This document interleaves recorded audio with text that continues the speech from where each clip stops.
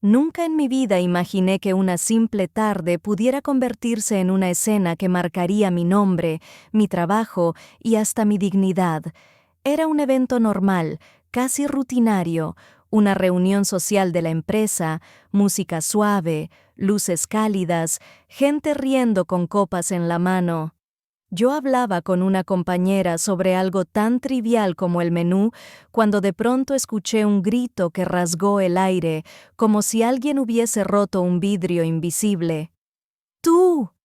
La voz temblaba de furia, de dolor, de algo más profundo que todavía no entendía. Eres la amante de mi marido. Sentí que todo el salón se contraía hacia mí. Las conversaciones murieron como velas apagadas por el viento. Incluso la música pareció bajar de volumen. La gente se giró al mismo tiempo, como si una coreografía silenciosa los hubiera preparado para presenciar mi caída. Una mujer avanzó hacia mí con pasos firmes, tragándose el espacio a cada paso. Tenía los ojos enrojecidos, llenos de rabia y lágrimas contenidas. Me apuntó con el dedo como si estuviera señalando a su peor enemigo. «Destruiste mi matrimonio, mi familia, todo lo que construimos», gritó, cada palabra más cargada que la anterior. Yo no pude ni moverme. Mi cuerpo se volvió de piedra, pero el corazón latía tan fuerte que sentía cómo me empujaba desde dentro, queriendo escapar. Intenté hablar, pero la voz se me quebró. No sé quién es usted, no sé de qué está hablando. Pero ya no importaba. En cuestión de segundos, una historia que jamás me perteneció comenzó a envolverme como una sombra venenosa. Miradas, susurros cortos, teléfonos levantándose. La gente no buscaba la verdad, buscaba un espectáculo. Siempre supe que él se fijaría en una como tú, escupió ella, midiendo cada palabra para herirme. Una que no respeta nada. Tragué aire, pero sentí que no entraba. La culpa, aunque injusta, tiene un peso muy real cuando todos te la lanzan encima. Intenté retroceder, alejarme de la multitud que ya murmuraba, algunos con lástima, otros con curiosidad morbosa. Pero la mujer siguió acercándose, acorralándome con sus acusaciones. «¿Qué te prometió?», gritó. «¿Qué te dio? ¿Qué le diste tú a cambio, ah?» Las personas alrededor no dudaban ni un segundo. En sus ojos ya era la culpable, la intrusa, la destructora de hogares, y lo más cruel era que yo ni siquiera sabía el nombre de su marido. Nunca en mi vida había visto a esta mujer, nunca había cruzado una palabra con el hombre que ella aseguraba que yo había seducido. Pero ese día entendí algo. Cuando una mentira se alimenta de dolor, puede parecer más real que cualquier verdad, y mientras ella lloraba de rabia y me señalaba como si yo hubiera destruido su mundo, una frase se clavó en mi pecho como una espina. Ese día, mi vida dejó de ser mía y se convirtió en su guerra. Lo que ninguna de las dos sabía, lo que nadie imaginaba, era que la verdad que estaban ignorando estaba a punto de destruir algo mucho más grande que mi reputación. Lo más extraño de una acusación falsa no es el grito, ni la humillación pública, ni las miradas clavadas como cuchillos. Lo más extraño es el vacío que sientes mientras intentas recordar qué hiciste para merecerlo, y no encuentras nada.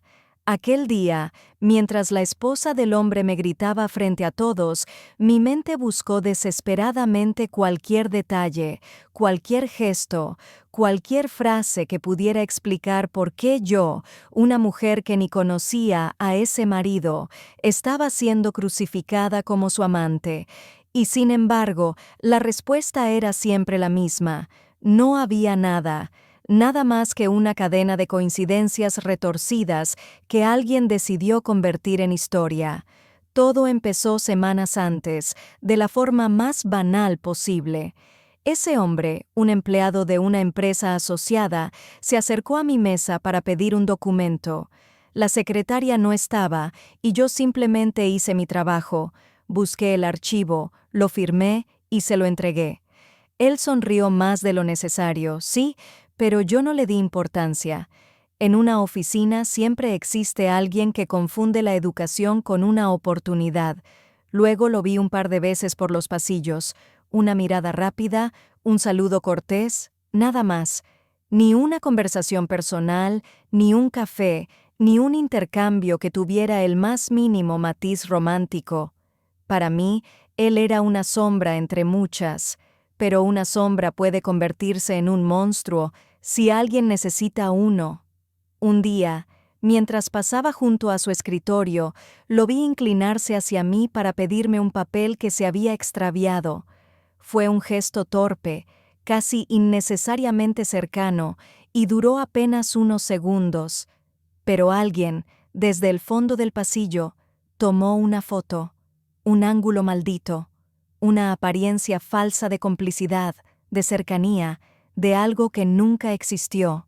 La imagen empezó a circular en silencio, primero entre 3 o 4 personas, luego en un grupo de WhatsApp, luego entre ciertas amigas de la esposa. La mujer, ya sospechando de su marido desde hacía meses, encontró en mí la pieza perfecta para su rompecabezas roto, y en vez de cuestionar al hombre que dormía a su lado, decidió convertir a una desconocida en la razón de su desgracia. Ese no fue el único detonante. Había también un mensaje, uno que él me envió semanas antes, un simple «Gracias por la ayuda del otro día». Yo jamás respondí, no lo guardé, no lo pensé, era una formalidad más, pero en manos equivocadas, una formalidad puede transformarse en un «te extraño», un «nos vemos luego», un «somos algo», y así lo interpretaron. Cuando la esposa encontró aquel mensaje en el celular de su marido, o mejor dicho, cuando él se dejó encontrarlo, ella no dudó ni un segundo en creer que yo era la otra, ni por un instante pensó que él podría estar ocultando algo más profundo, más oscuro, más repetido. Necesitaba un nombre para su dolor, necesitaba un rostro para su rabia, y el mío estaba lo suficientemente cerca como para encajar sin resistencia. A partir de ahí, el rumor tomó vida propia. Algunas compañeras comenzaron a observarme como si de repente descubrieran un nuevo color en mí, uno que antes no existía. Los saludos se volvieron tensos, los silencios más largos, las bromas más cortantes. No hacía falta que alguien dijera nada. La sospecha viaja más rápido que la verdad, y cuando alguien quiere creer algo, no necesita pruebas, solo una excusa. Lo más cruel fue cuando escuché una frase a mis espaldas, dicha por 2 colegas que siempre presumían de ser neutrales. Si su esposa está así de segura, por algo será. Por algo será. 3 palabras capaces de destruir una reputación. Yo, mientras tanto, seguía sin comprender cómo había terminado en medio de una guerra que no era mía. Nunca lo toqué, nunca lo miré con interés, nunca crucé un límite. Pero los límites no importan cuando alguien decide que tú eres la culpable. Lo que ellos no sabían, lo que ninguno de ellos imaginaba, era que la verdad estaba a punto de salir a la superficie. Y cuando lo hiciera, no sería yo quien cayera. Serían ellos quienes descubrirían que el verdadero monstruo no tenía mi rostro. Lo que vino después fue incluso peor que la acusación pública, porque cuando alguien te grita en la cara, al menos sabes de dónde viene el golpe.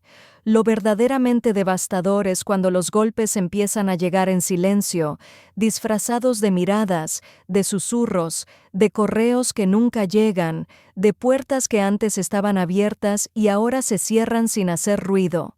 Los primeros días intenté convencerme de que todo pasaría rápido, de que la gente olvidaría el escándalo tan fácilmente como olvidan cualquier cosa que no les pertenece.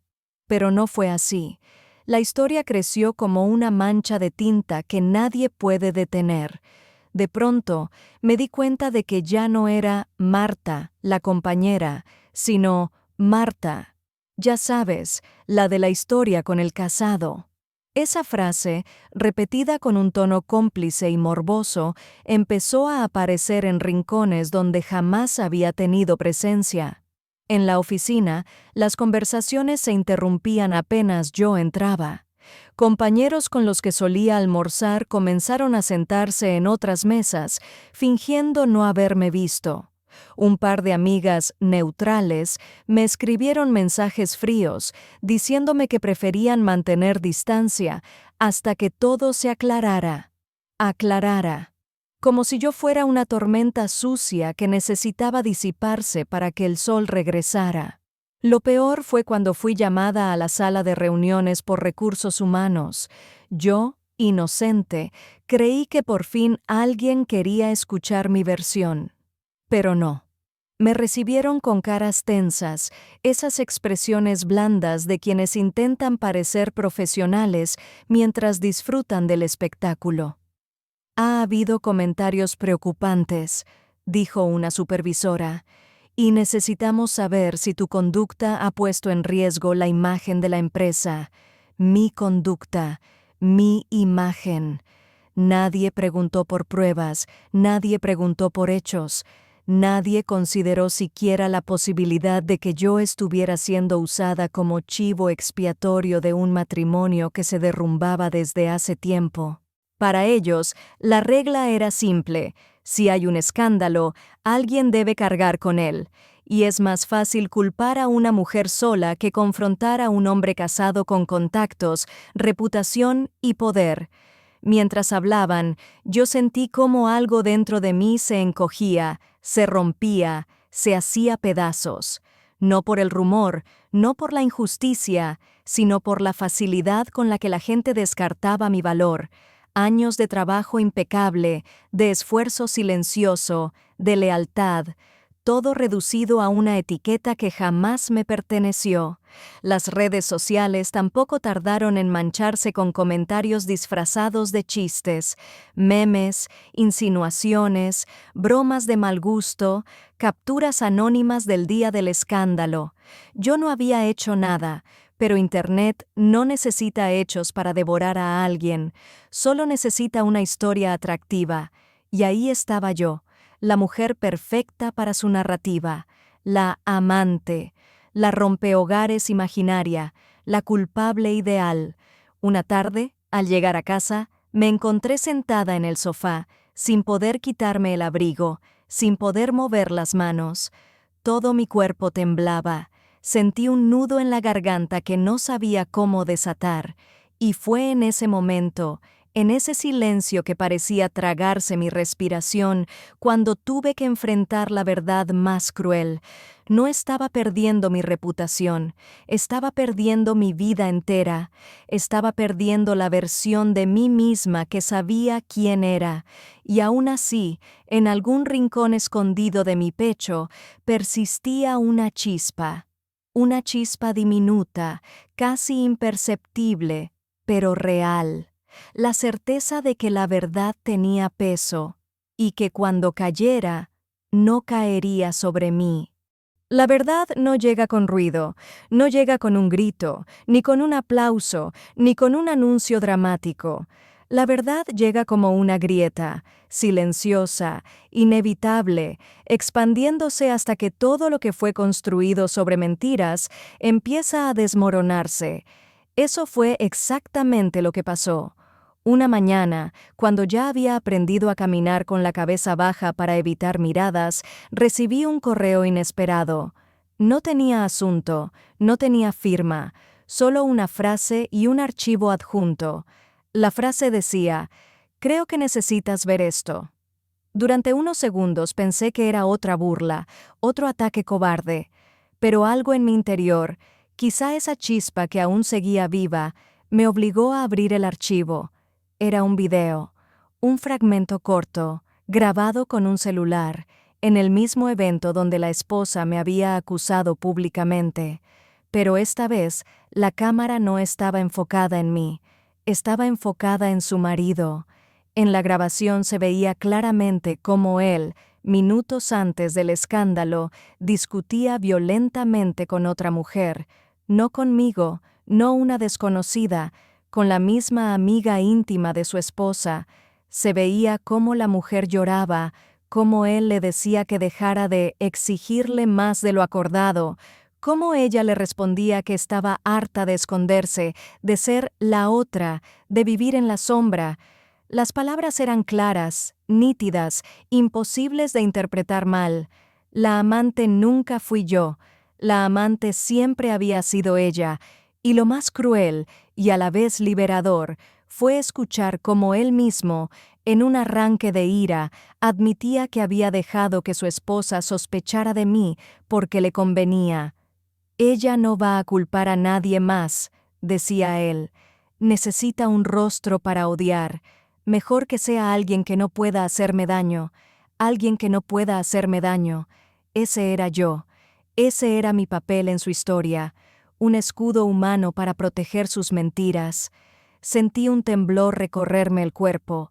Primero de indignación, luego de rabia pura y finalmente de algo más profundo. Una dignidad que parecía regresar desde un lugar que creí perdido. Durante semanas yo había cargado con un pecado que no me pertenecía, mientras ellos dos, el marido y la amiga de la esposa, jugaban a destruir las vidas ajenas para esconder su propia podredumbre. El video no era lo único. En el mismo correo venían mensajes, capturas, pruebas de que su relación no solo existía, sino que llevaba años. Una doble vida escondida detrás de sonrisas para las fotos, viajes familiares y discursos de moralidad. Y cuando terminé de leer todo, una frase se formó sola en mi mente. Yo no era la amante, yo era la coartada. Durante días pensé qué hacer. Parte de mí quería enviarlo todo a la esposa, otra parte quería denunciarlo en la empresa, otra simplemente quería olvidarlo todo y desaparecer. Pero cada vez que intentaba tomar una decisión, recordaba sus palabras. Mejor que sea alguien que no pueda hacerme daño. Esa frase se convirtió en mi impulso, en mi motor, en la razón por la que la verdad finalmente se liberó. El día del derrumbe llegó sin aviso. La esposa, que había caído en su propio juego de celos, recibió el video de manos de alguien que ya no soportaba el teatro. En cuestión de minutos, toda la estructura de mentiras que su marido había construido comenzó a colapsar como un edificio fatigado. Gritos, reproches, puertas azotadas, una familia entera desmoronándose mientras yo observaba desde lejos, por primera vez sin miedo. La verdad no me destruyó a mí, la verdad los destruyó a ellos. Y cuando finalmente me llamaron, esta vez para pedirme perdón, yo ya no era la mujer temblorosa que ellos creían haber aplastado. Era alguien que había sobrevivido a un incendio que no provocó y que salió de él más fuerte que todos los que intentaron quemarla. Cuando la verdad salió a la luz y el matrimonio de ellos empezó a derrumbarse, muchos pensaron que yo sentiría algún tipo de victoria, una satisfacción amarga por ver caer a quienes me habían señalado como si yo fuera un animal rodeado por antorchas. Pero no hubo victoria, no hubo celebración, solo un silencio profundo. Un silencio que llega después de sobrevivir a algo que casi te destruye. Los rumores dejaron de perseguirme poco a poco, pero el daño ya estaba hecho. La forma en que la gente me miraba había cambiado para siempre. Algunas compañeras se acercaron con excusas torpes, diciendo que no querían involucrarse, que no sabían en quién confiar, que solo esperaban que todo se calmara. Palabras vacías de quienes nunca se atreverán a admitir que te abandonaron justamente cuando más necesitabas apoyo. En la oficina intentaron actuar como si nada hubiese ocurrido.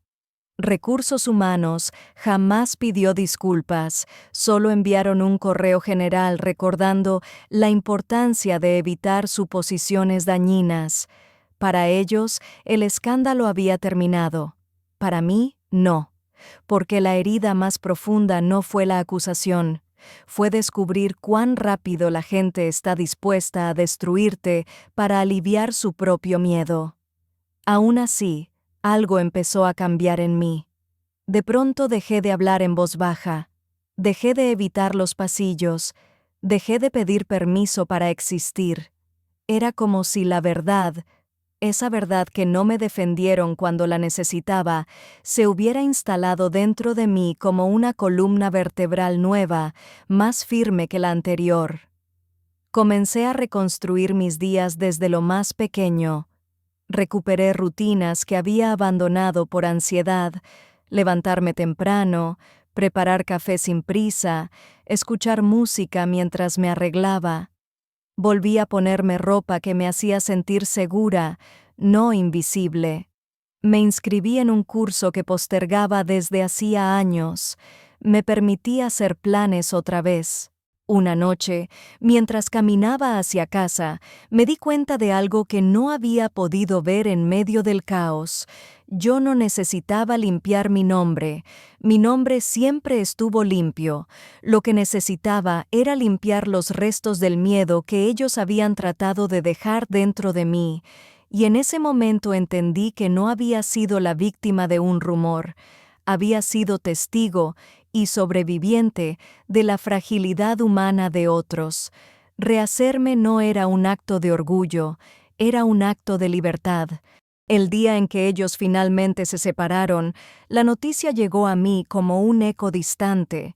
No porque yo la buscara, ya había dejado de seguir cualquier rastro de esa historia, sino porque alguien del trabajo, con esa curiosidad disfrazada de preocupación, me lo comentó en voz baja, como quien comparte un chisme prohibido. Yo solo asentí. No sentí nada, ni alivio, ni culpa, ni triunfo, solo una calma extraña, limpia, que parecía venir de un lugar donde ya no quedaba espacio para el pasado. Su matrimonio se quebró por la misma razón por la que me habían señalado, sus propias mentiras. No necesitó mi nombre para caer. Se desplomó por el peso de lo que ya vivía roto desde mucho antes. Aún así, él intentó acercarse, primero con mensajes largos, justificándose, diciendo que nunca quiso lastimarme, que todo se había salido de control, que ella lo manipulaba, después con llamadas que no contesté, y finalmente, una tarde apareció en la recepción de la oficina, buscándome como si todavía tuviera algún derecho a entrar en mi vida. Yo lo vi desde lejos, hablando con la recepcionista, agitado, desesperado, como quien suplica por algo que ya no existe. No me acerqué. No tenía nada que decirle. En casa, esa noche, pensé en todas las veces que había ensayado un discurso de defensa, imaginando el momento en que al fin podría gritar la verdad. Irónicamente, ahora que tenía la oportunidad, no quería hablar. La verdad ya había hecho su trabajo. No necesitaba mi voz, no necesitaba mi rabia. Días después, ella, su exesposa, también me buscó. No para disculparse, sino para encontrar a alguien a quien culpar por su propio derrumbe. Su mensaje fue corto, seco, casi violento. Espero que estés feliz. Lo leí una sola vez antes de borrarlo. ¿Cómo explicarle que mi felicidad no tenía nada que ver con su caída, sino con mi renacimiento? ¿Cómo explicarle que yo también había sufrido, que también me habían señalado, pero que había elegido reconstruirme en lugar de destruir a otros? El verdadero cierre no llegó con su divorcio. Llegó una mañana cualquiera, cuando entré al trabajo, saludé a mis compañeros y me di cuenta de que ya nadie hablaba de mí, ni acusaciones, ni sospechas, ni miradas escondidas, solo normalidad. Había recuperado lo que ellos me habían arrebatado, mi dignidad, mi nombre, mi lugar. Y esa paz silenciosa fue el verdadero final de toda esta historia, no su separación, no sus lágrimas, no sus arrepentimientos tardíos. Mi final fue este. Yo seguía adelante. Ellos no. La verdad no destruyó mi vida. La verdad destruyó aquello que pretendía esconderse bajo una mentira. Y mientras ellos recogían los restos de su historia, Yo empezaba a escribir la mía con una fuerza que jamás hubiera imaginado, porque nunca fui la amante, nunca fui la culpable, nunca fui el problema, solo fui la única que se atrevió a ver la verdad tal como era, y seguir caminando. Con el tiempo, la oficina empezó a transformarse en un escenario distinto, uno donde ya no era yo la protagonista involuntaria de un rumor que nunca me perteneció. Las conversaciones dejaron de bajar abruptamente cuando yo entraba. Las miradas ya no buscaban pistas en mi ropa, en mi forma de caminar, en cada mensaje que recibía. Era como si, de pronto, todos hubieran despertado del mismo sueño torpe y confuso. Pero yo no olvidé. Recordaba cada gesto, cada silencio, cada palabra que me arrancó un pedazo de tranquilidad. No para cargar rencor, sino para no volver a poner mi alma en manos temblorosas. Una tarde, en una reunión pequeña, el jefe pidió mi opinión sobre un proyecto importante. Antes del escándalo, hablar me costaba. Temía equivocarme, temía que mi voz sonara insegura, temía que alguien pensara que yo estaba opacando a otros. Ese día hablé sin miedo. Mi análisis era claro, firme, mejorado por los meses en los que tuve que sostenerme sola. Al terminar, un silencio respetuoso cubrió la mesa. Esta vez no era el silencio de la sospecha, era el silencio de quien reconoce algo que antes eligió ignorar. Poco después me ofrecieron participar en un proyecto externo, algo que jamás hubiera imaginado meses atrás, cuando apenas podía dormir. No lo acepté de inmediato. No por falta de capacidad, sino porque quería estar segura de que lo hacía por mí, no para demostrar nada a nadie. Y cuando finalmente dije que sí, sentí una fuerza nueva correrme por el pecho. Era la primera decisión importante que tomaba, sin que el peso de una mentira colgara sobre mí. A veces, mientras caminaba por los pasillos del edificio donde todo había comenzado, me sorprendía pensar en ella, la mujer que me acusó primero, la que creyó que destruirme le devolvía poder. Nunca supe si llegó a entender que su dolor no tenía nada que ver conmigo, que usarme como enemiga no salvó lo que ya estaba roto. Pero aprendí algo observando cómo se desmoronaba. Hay personas que necesitan inventar culpables porque no soportan mirarse al espejo. Una mañana la vi de lejos en la calle, saliendo de un edificio. Caminaba rápido, con el teléfono apretado en la mano, como si sostuviera un mundo entero que ya no lograba controlar. No se dio cuenta de mi presencia, y por primera vez no sentí ni enojo ni amargura. Sentí distancia, una distancia inmensa, casi física, como si perteneciera a otra vida, a otra versión de mí que había quedado sepultada. Esa noche, al volver a casa, preparé té y abrí las ventanas para que entrara el aire frío. Me quedé ahí, apoyada en el marco, mirando las luces del barrio mientras pensaba en todo lo que se había derrumbado y todo lo que había nacido después. Comprendí que la verdadera libertad no llegó cuando la gente dejó de hablar. Llegó cuando yo dejé de pensar en lo que decían. La verdad destruyó un matrimonio que no tenía cimientos. A mí, en cambio, la verdad me devolvió algo que había perdido sin darme cuenta. Mi centro, mi voz, mi dignidad. Y todavía faltaba el último paso, ese que no buscaba venganza ni aplausos. Solo cerrar la historia donde todo empezó, para no volver jamás. El día en que decidí cerrar ese capítulo, definitivamente no fue dramático ni intenso. No hubo lágrimas, ni confrontaciones, ni discursos premeditados. Fue una mañana tranquila, casi común, de esas en las que el silencio pesa menos y una intuición suave te dice que ya nada te ata a lo que dolió. Me levanté temprano, preparé café y por primera vez en mucho tiempo sentí que el aire de la casa tenía otro olor, más ligero, menos contaminado por recuerdos que ya no quería cargar. Sabía que tenía que hacerlo. no por ellos, sino por mí. Por la mujer que había atravesado acusaciones, miradas insinuantes y la indiferencia de quienes prefirieron creer una historia fácil antes que enfrentar una verdad incómoda. Esa mujer, yo, merecía un cierre digno, limpio, que no dependiera de disculpas ajenas ni de la ruina de nadie. Fui a ver a Recursos Humanos para entregar un informe final sobre el proyecto en el que estaba trabajando. No era un adiós formal, solo un cierre correcto. La responsable, la misma que meses atrás evitaba cruzar la mirada conmigo, me recibió con un tono demasiado amable, casi incómodo. «Lamento lo que viviste», dijo, como quien intenta arrancarse la culpa con una frase tardía.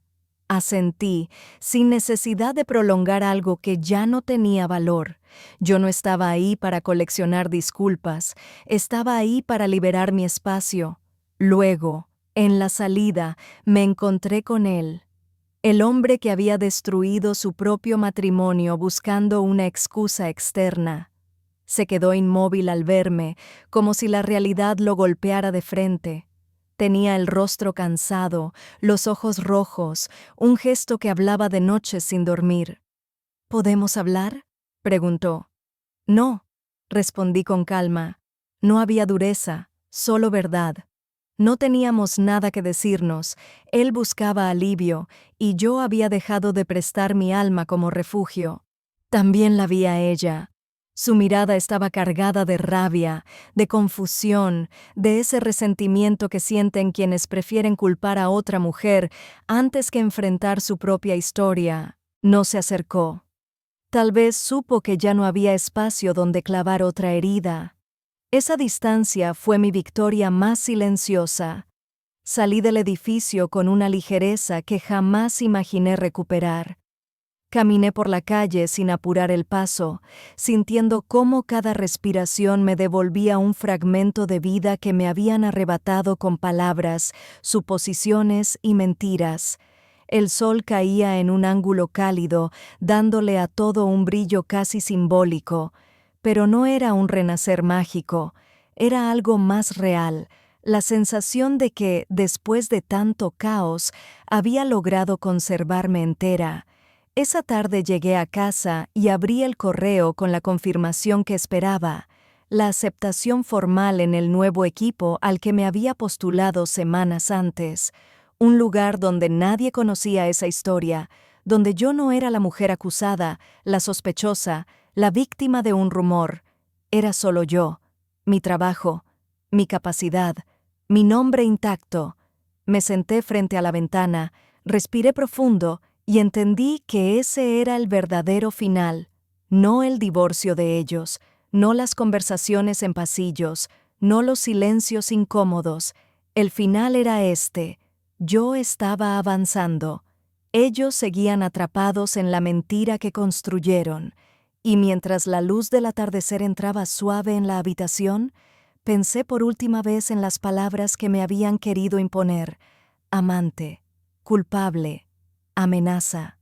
Sonreí con una calma que jamás había sentido, porque ahora sabía la verdad, y la verdad, al final, nunca fue mi enemiga. La verdad fue mi salida.